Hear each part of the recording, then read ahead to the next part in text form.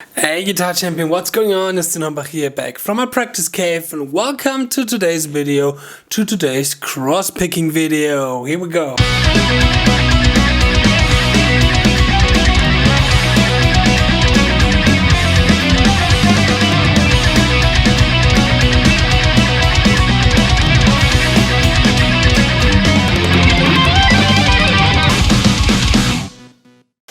Alright, this cross-picking etude is one of the 3 etudes that I prepared to get ready for the Obscura month, which is technically wise one of the hardest months I've ever had, because the style, the riffing style and the solo style of Obscura is something else. It is different than other metal stuff.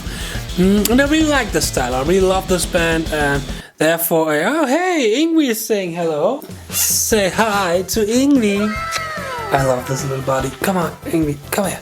Can we film and cuddle at the same time? Yes, we can. So, Yngwie, would you like to say something?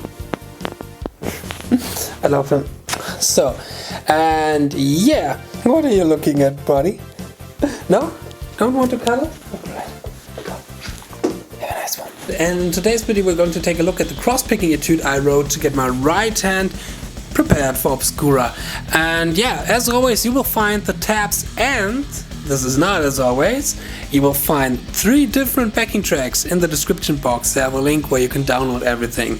Yeah, and the backing track is in 3 different tempos: 100 BPM, 120 BPM, and the final BPM 140 BPM. And yes, if you like this little etude and if you want to see more for especially the Obscura month, then subscribe to this channel, hit the like button, leave a comment if you want to get shout out at my shout out section from my big video, my big lessons, my mostly 1-hour lessons, stuff like that. Yeah, and I hope I will upload the Obscura cover and the big lesson of the first Obscura songs, which is Universe Momentum, pretty soon. I was a little bit sick in the last few days, so I couldn't work that much on videos as I wanted to be, and my time schedule was shifted a little bit, but it's everything alright, everything fine. And next week there will be coming the cover and the lesson, the big lesson of Universe Momentum, so stay tuned. Let's check out the cross-picking etude, the full etude, and then we're going to the lesson. Cheers and stay progress. Bye.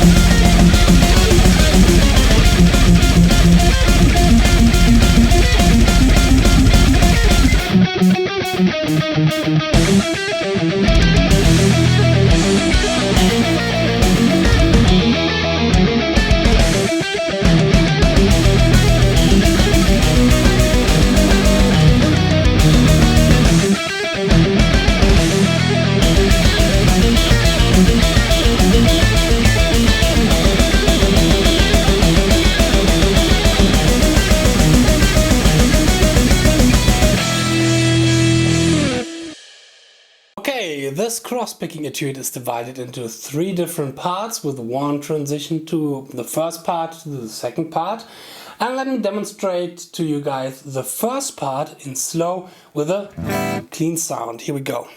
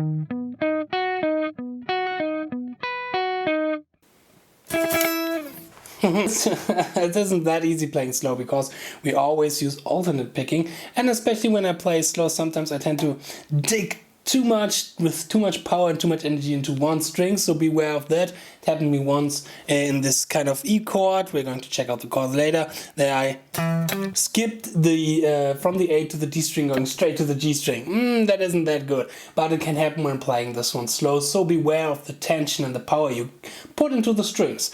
Alright, so the chords that we have here is E minor 7, E minor 9, going to F sharp 7, F sharp 7 with the sharp 9, the Jimi Hendrix chord, then back to this E minor 9, oh it's more an E minor, sorry, not E minor 7, more E minor 9, going to B augmented, resolving into the B major as the dominant chord, resolving back to E minor. Those are the chords for the first section.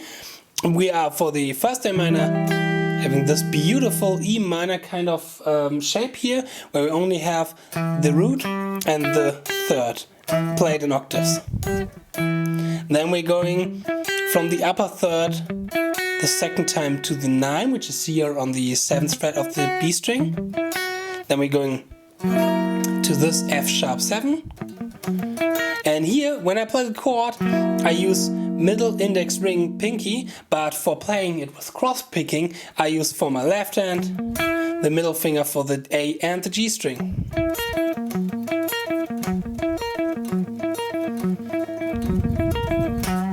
Then we're going to F sharp 7, sharp 9. Then the B augmented, the E minor again, then the B augmented.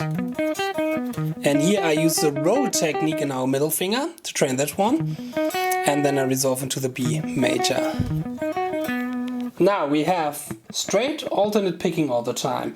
And when we are playing through the 4 strings which are in the closed position here from the string set, we have outside, inside, from the D to the G, and from the G to the B again outside. Out, in, out. And here we have again outside, it's turning now, we have outside, inside, outside. So we have outside, inside, outside, outside, inside, outside, outside, inside, outside, outside, inside, outside. So this is a pretty good exercise as well for your inside and your outside picking. And for the pick slant we have upward pick slanting, down, up, downward pick slanting, in, always changing. Upward pick slanting, downward pick slanting, upward pick slanting, downward pick slanting, upward pick slanting, downward pick slanting, and so on. So train those 4-string closed position cross picking with this section here. Now, when we are repeating that one, we have a little bit of a rhythmical variation here. When we're going to the F sharp 7 and to the F sharp 7 sharp 9, I play this idea where I repeat 3 times the B, the G and the D string, and now we have 3 strings in a repetition, which means our pick stroke and our pick slant is changing. Whereas first up, we're starting with with an up stroke, up, down, up. And so our pick slanting is downward pick slanting and then upward pick slanting on the B string. This is a tricky thing when we have an uneven number of strings in cross picking, like when we have an uneven number of notes on one string, when we're doing fast picking and stuff like that, that something is changing all the way. We don't have a symmetry here. And this is the same for cross picking here. So I put then the 3 strings to work on this kind of feel, in this kind of area, where the pick stroke and the pick slant is changing every time I'm repeating one string. The same here with the B major. And then we're going to the transition of the first section to the second section, and this one goes like this.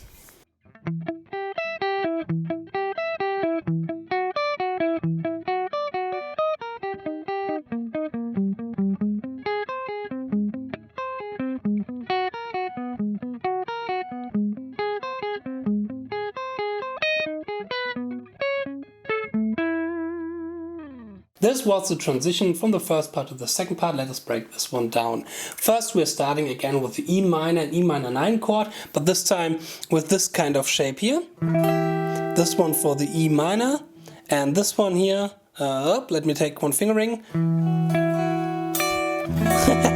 This one here for the E minor 9, with the 7 now in it. And here we have the following cross picking. We are jumping from the A string to the G string, and then we have these 3 strings close position. Sorry, 3 string close position here. So we have A, G, B, E, B, and so on. So we have 1 string skip in here. And then for the E minor we have this shape. 7th fret on the A string, 9th fret on the G string, 8B, the minor 3rd, and the root on the E string, 12th fret with our pinky. Then for the E9, we're going to the 9th again on the 7th fret here on the B string, and we're adding the 10th fret on the E string, which is a 7 of E. And then we're not going to F sharp, we're going to E flat major, and I love this chord progression. And it's this real typical death metal chord progression.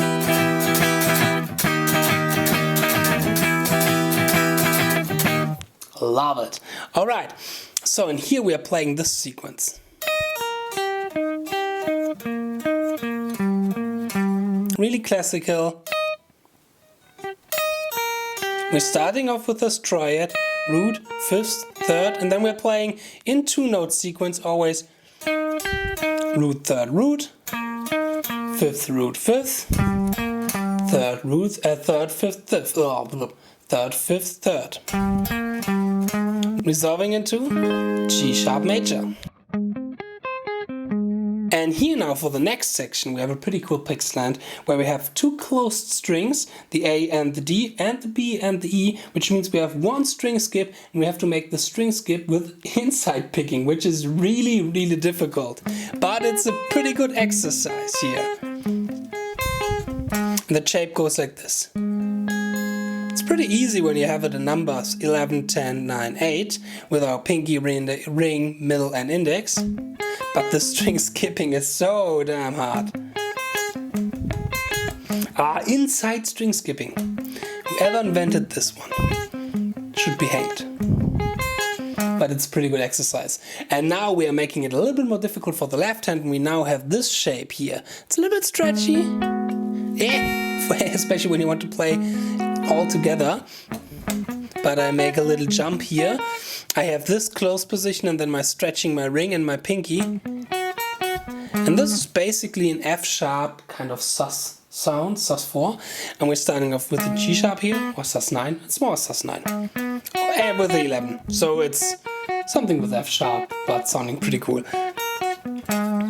And yeah, it's basically the same idea, but not in this closed fingering for our left hand, it's more in the stretchy position. So we have 11, 9, 7, 6. And with the same cross picking for the right hand. Alright, this was the transition. Let's check out the second part. The second part goes like this.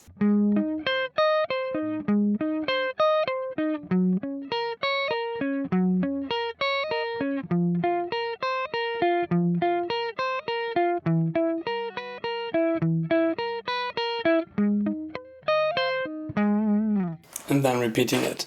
Here in chords in the second section we have this G sharp major, then F sharp major, and then we have this beautiful A sharp sus2 or B flat sus2. Well, when we have G sharp and F sharp, it's more A sharp sus2, resolving into this beautiful A. What is this A kind of power chord with a flat 9?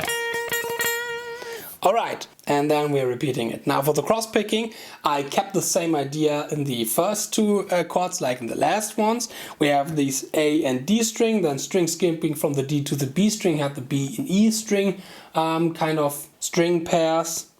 And yeah, so this is again for the right hand really difficult. And the next difficult thing here is that when I recorded it, I used to jump with my pinky to the G string.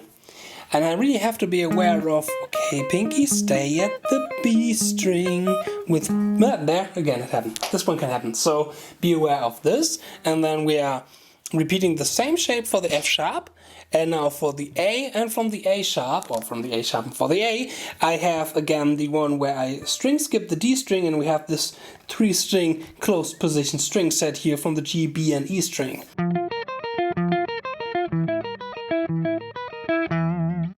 Now in the rhythm guitar I make something pretty cool. I play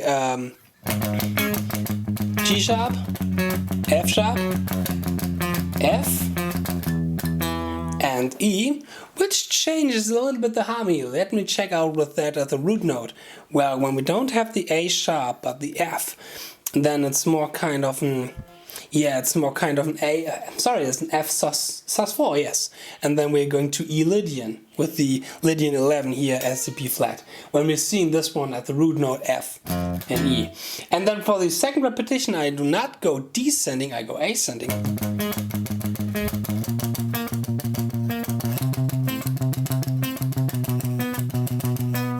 Which is a pretty cool counterpoint movement in the rhythm section as well. So check this one out. Alright, and now we're going to the third part. And the third part is really kind of more of a riff, really inspired by technical death metal bands like Obscura, which is the artist of the month. And it goes like this.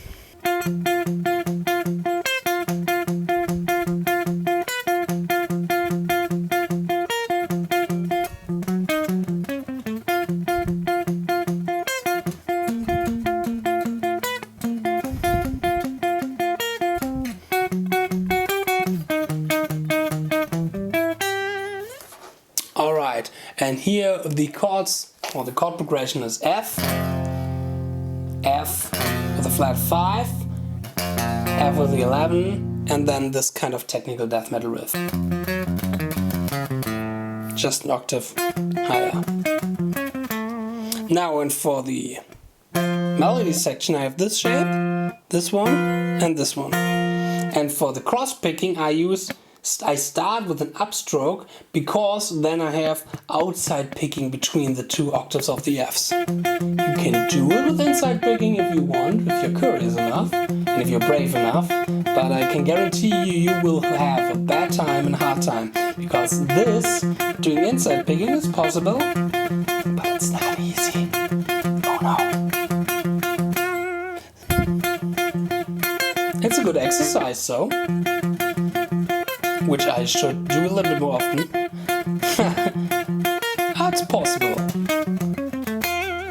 And then the second time I have this counterpoint movement in my bass part here, and then I go to the C, creating this kind of vibe, and then I go to the D, creating this one here. I'm jumping again with the cross position and the stretched pinky. And then for the transition to the repetition of the first part, because the last part is again the reprise of the first part, I have this kind of 5/4 feeling here to make it a little bit rhythmical difficult. It goes like this.